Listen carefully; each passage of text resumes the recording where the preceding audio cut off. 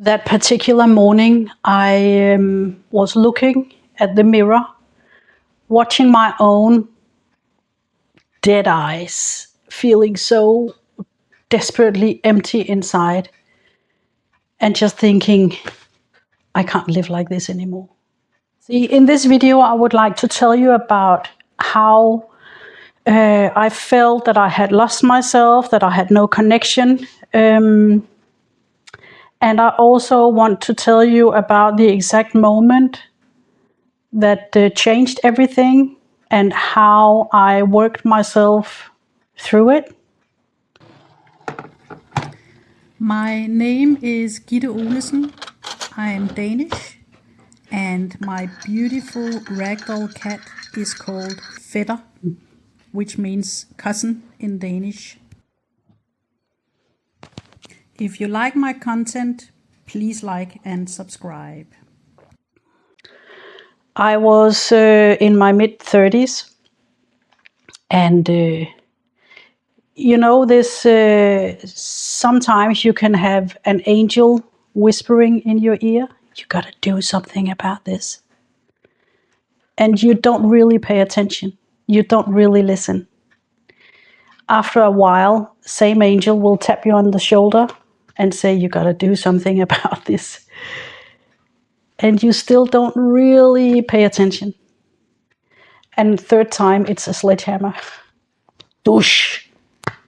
And I was stuck in bed for a week on medication with a really bad back, and I couldn't move, So the whole spine holding me upright in life was totally out of place, and it was very painful. And in that time, lying there in bed, being totally useless, it got me thinking. And at the time, I was in full-blown survival mode all the time without even realizing it. It had been sneaking in on me since childhood, I guess. I was programmed to strive for love, approval, and appreciation, especially from my dad. Oh boy, did I have daddy issues.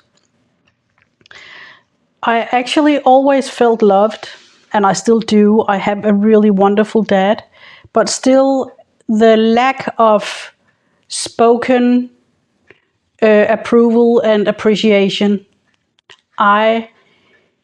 Through my childhood and up in my early adulthood and up till the mid-30s, I interpreted it into I'm not good enough. I have to do better all the time. And, I was bending over backwards to try and fit in and be good enough. And it never really was. And at this stage, when I was watching my own face and my dead eyes in the mirror, I hated myself. I really hated myself. I thought I was useless, that I didn't do good enough, and I was drinking too much wine. I was secretly smoking cigarettes, and that was my coping strategies. And I hated myself for not being strong enough to let it all go. And the worst thing in the world that could happen would be for my dad to find out that I was so weak. And for the rest of the world to find out that my dad was not allowed to know that I was drinking too much wine, that I was smoking cigarettes. That was also very embarrassing. I was in my mid-30s, And yeah. Why do people end up in positions thinking, this is the totally wrong life for me? How did I end up here? How does it happen? Do you know that feeling? Have you had ever one of those moments?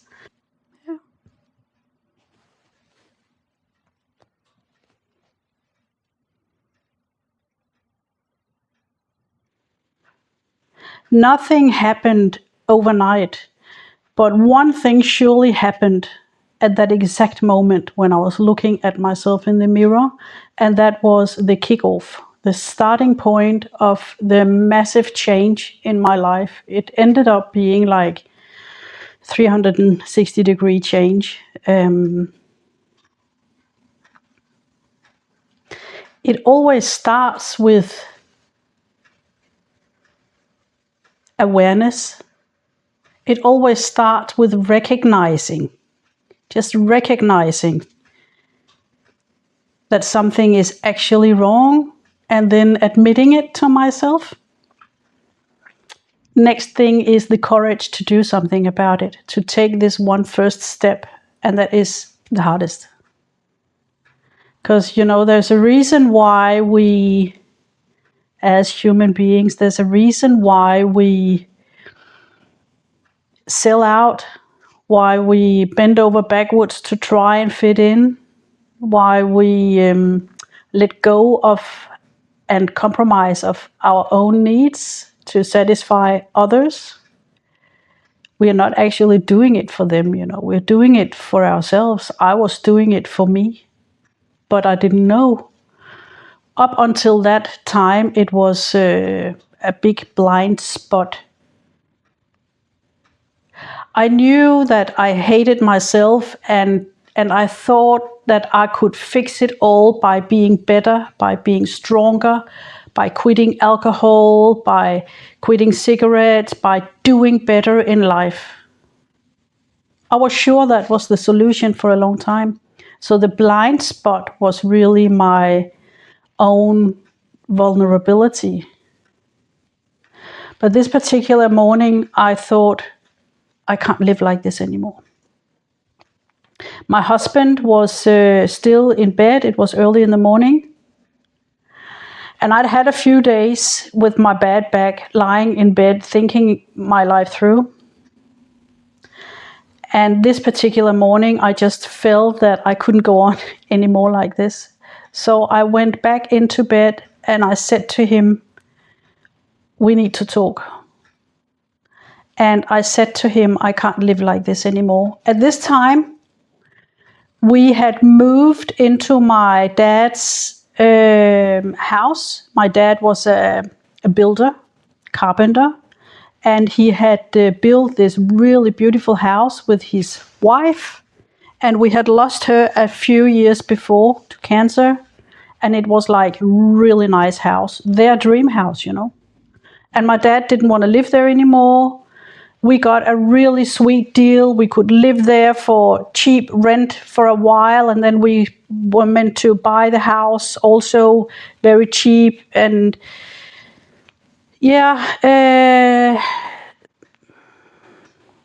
but it wasn't my dream. And it was never going to be my house. It wasn't my style, and it was new. So you don't just change it and rebuild, And I didn't have the money for that either, but it was my dad's dream, that house. Everything was too entangled. And I said to my husband, I can't live like this anymore. I can't live in this house. I can't be that entangled with my dad anymore. Like our economics were intertwined, and all my secrets and my not having the courage to show my true colors. And luckily, my sweet husband said, you know what?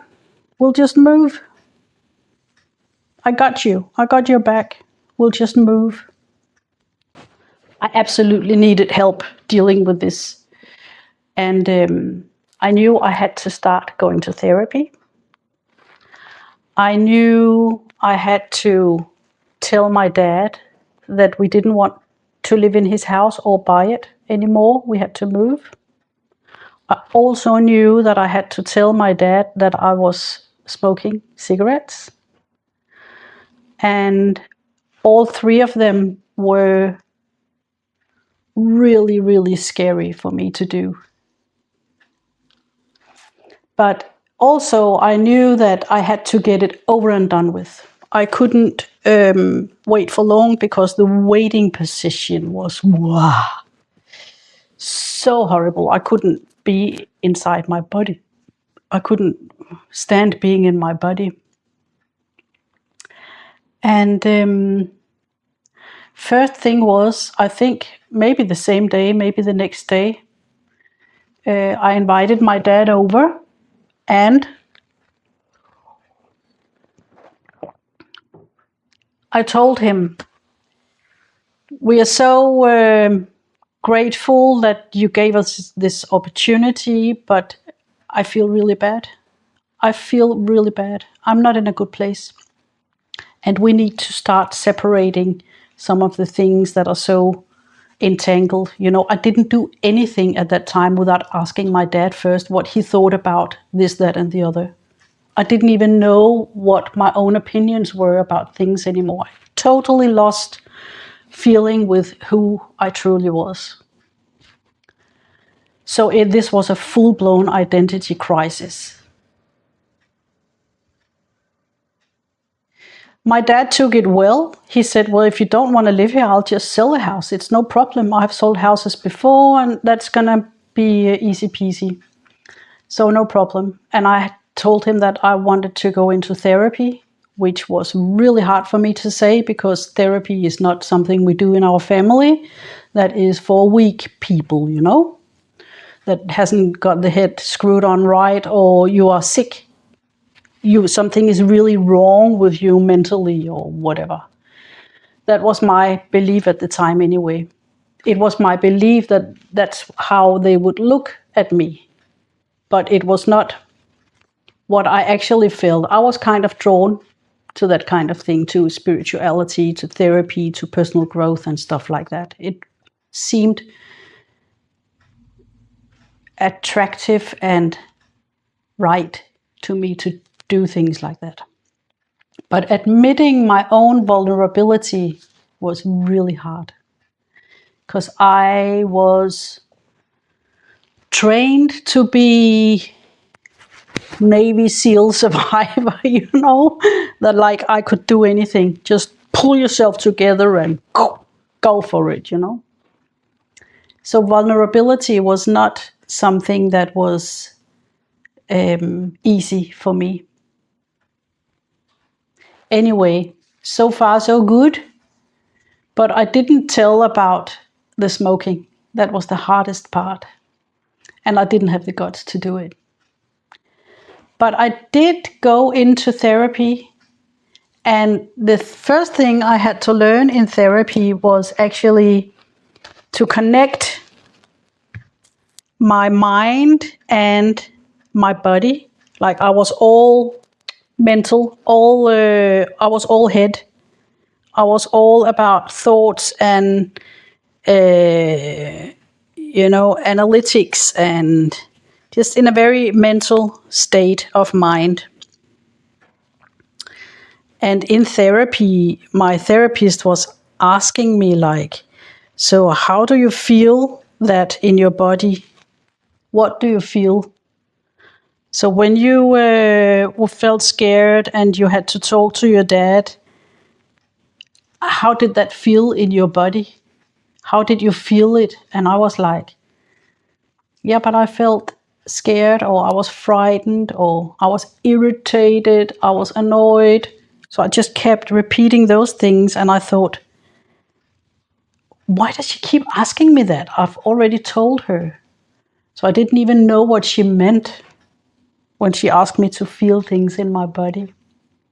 And she ended up telling me that it's not because I don't want to listen to your story, and it's not because I don't understand what you're saying, but your thoughts live in your head and your feelings live in your body. And you have to connect those to start realizing who you really are and what you really feel and mean about this and that. So it's a way of helping you to build that foundation and to realize who you are, you know. Yeah. I spent a year in therapy, going maybe every other week or so, and started learning how to feel myself, how to set boundaries, say yes and no to things, to feel my own needs and stuff like that. So what I had been ignoring in myself was something that I wasn't even able to consciously feel, like my throat tensing up like this, and not in my stomach, being tense in my head, feeling closed in my heart, having no grounding, having cold feet, feeling a bit numb. All those sensations I had to learn through therapy, and they became for me, and they are for most healthy people, I think, kind of the navigator in life. Like, you have your gut feeling, you sense that something is off, you have like a bullshit detector, you have you feel confidence in someone, you have like an open heart connection, and you instantly feel when someone is overstepping your boundaries. If you have learned how to communicate in a healthy way, you will also know how to say in a kind and firm way, enough, I don't like this. This doesn't sit well with me, I was not able to do that at all. So I was constantly trying to navigate in pleasing everybody, everywhere, all the time. Either that or retreating and having no contact with whatever relations felt difficult. But you can't avoid everything all the time. It could be a colleague, it could be a boss, it could be family members that you can't avoid, and even people you love and like to be with, but it becomes difficult because you're not able to navigate and communicate in the relationship. I was so used to being in this kind of survival mode that I was kind of unaware of it. Only I could feel that I was burned out, I was drained, I felt sad, wrong, not good enough. When I looked in that mirror that morning, it was like I had given up.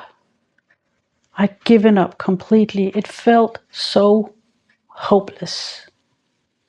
It felt so hopeless. I had tried to quit smoking so many times. And it was not alcoholic kind of level drinking, but 3 or 4 days a week, or 3 or 4 nights a week, I was like having a few glasses too much of wine to kind of get the inner peace. That didn't last for long. It lasted for a little while, and the next morning I would see this empty-eyed face full of blame and sadness in the mirror.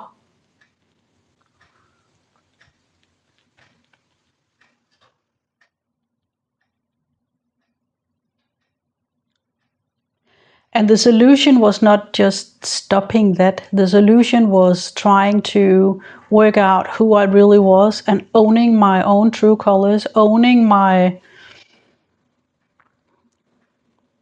patterns, owning my vulnerability,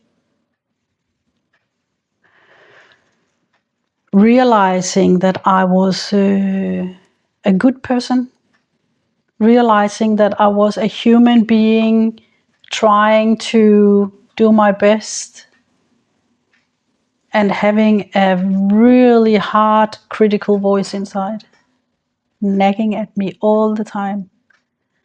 So it was also about discovering compassion for myself, you know. So this is how it all started. You can say that moment, that mirror moment, was the reason, the very reason why I sit here today, having a channel, YouTube channel about personal growth, meaningful life, and everyday happiness, because I became aware of my problem. I found the courage to do something about it, to take the first steps and start to untangle my patterns and my pain, and to grow as a human being. And it always starts with awareness, and then courage and willingness to take some steps, take action on changing what doesn't work anymore. And I think it doesn't have to be like kicking in the door. Do it with kindness for yourself. It's hard to go into that kind of things, but it's worth it. It's so worth it, I reckon. I turned my life around completely. Well, it's over 20 years ago now, and I'm still into personal growth. I'm still into dealing with whatever little stone I have in my shoe, and unraveling limiting patterns and belief structures, and unfolding whatever potential I have inside me. It kind of became my passion. At the time, I felt it saved my life. And I was in awe about how helpful therapy could be, and how exciting it was to kind of discover the psychology of humans. And that is like an endless discovery process. So I ended up becoming a psychotherapist myself. And in that process, there was still a lot of personal growth and evolving, and also being able to help clients. And that just felt so meaningful, you know? Yeah, so that's how it all started. That's why I'm here. And that's why I today feel I have a very meaningful life, with everyday happiness and really good relations with my family. Today I'm able to feel myself. I'm able to communicate my needs and my boundaries. I'm able to be vulnerable and have an open heart and connect with people. All the things that gives me value in life. All the things that makes sense and meaning in my life. I can do that with full integrity today, and that is a very happy place to be. And I have a big desire to inspire and share that with you. Maybe you have had a moment of how did I end up in this place? How did I end up here? This is not right. Maybe you feel that you have lost yourself. Maybe you give too much. Maybe you are not really good at saying no or setting boundaries. Maybe you're just not very good at communicating your own needs. Maybe you got divorced. Maybe you would like to get divorced, but you haven't had the courage yet to take that conversation. Maybe you are in a position where you have something that you are not admitting to yourself yet. Maybe you're living in the wrong house. Maybe you have the wrong job. I just want to say to you that you're not alone. You're not alone. It's such a common ground for people. Such a common ground. At one time in your life, most people will have some sort of feeling like that. Some people will hear the angel whisper, "You should do something about this." Some people will react when the same angel tap on the shoulder the second time and say, "You should do something about this." And some of us, we have to wait for the sledgehammer and then we react. I have had friends, clients, being in situations where it's like, a car accident or a death sentence that becomes the kickoff of a life change. And for a lot of people, once you are on the other side and you look back, you can see then the meaning and it makes sense. Big changes don't happen overnight. It takes time, patience, and kindness with yourself. But I reckon the life changings I have gone through has been worth it. Every step of the way, it has been worth it. But you're not alone. And remember, we are all just human beings following each other home. Thank you very much for watching.